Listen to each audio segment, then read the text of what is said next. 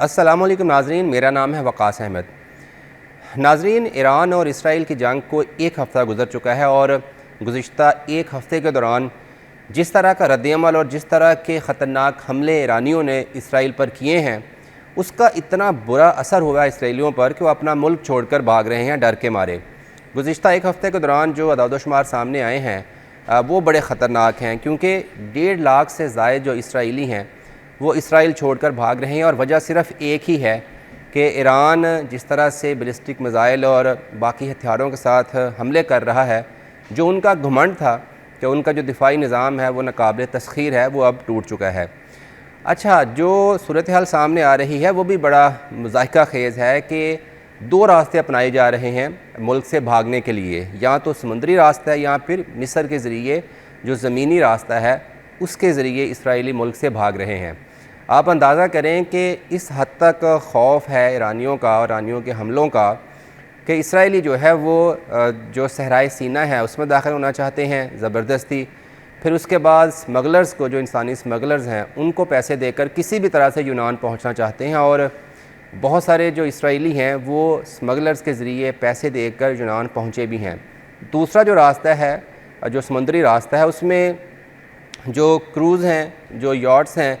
उनके ज़रिए जो है वो यूनान या यूरोप के दीगर ममालिक में जाने की कोशिश की जा रही है। अच्छा, ये सारी सूरत हाल में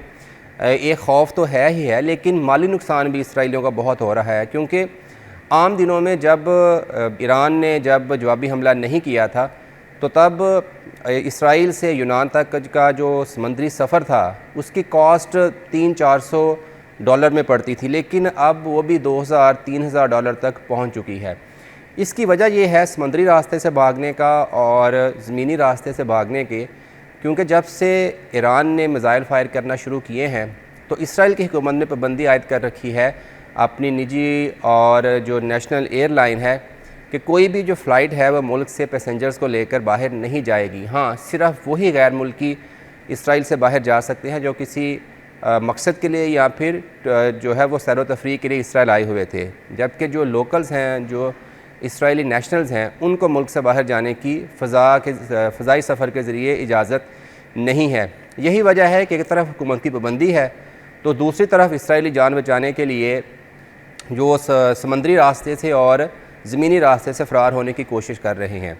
ये तो सिर्फ़ एक हफ़्ते का खौफ था।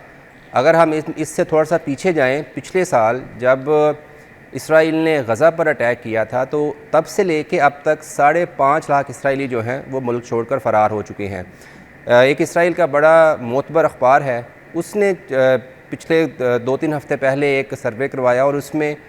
इसराइलियों का कहना था 40% का कि वो जिस तरह के सिक्योरिटी हालात बनते जा रहे हैं, कॉन्फ्लिक्ट्स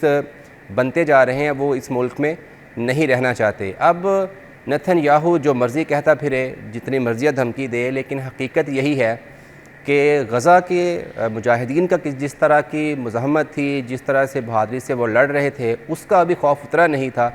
कि ईरानियों का जो खौफ है वो तो खैर नेक्स्ट लेवल का है। और जो एक्सपर्ट्स हैं वो कहते हैं कि अगर ये सिलसिला जारी रहा तो आइंदा 2-3 हफ़्तों के दौरान मज़ीद जो लाखों फ़लस्तीनी हैं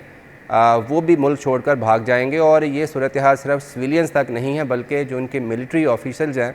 उनमें भी इस तरह का खौफ पाया जाता है, क्योंकि इसराइल में ये लाजम है हर सिटीज़न पर, खा वो मेल है या फ़ीमेल, कि उसने एटलीस्ट 3 साल जो है वो सर्व करना होता है। अब चूँकि ईरान के साथ कॉन्फ्लिक्ट चल रहा है तो इसलिए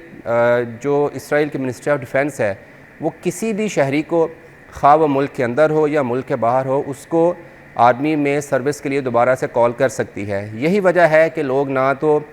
ईरान के जो हमले हैं उनको फेस करने के लिए तैयार है और ना ही एज अ रिज़र्व फोर्स के तौर पर जो है वो मुल्क में रहकर ईरानी हमलों को सामना करने के लिए तैयार है।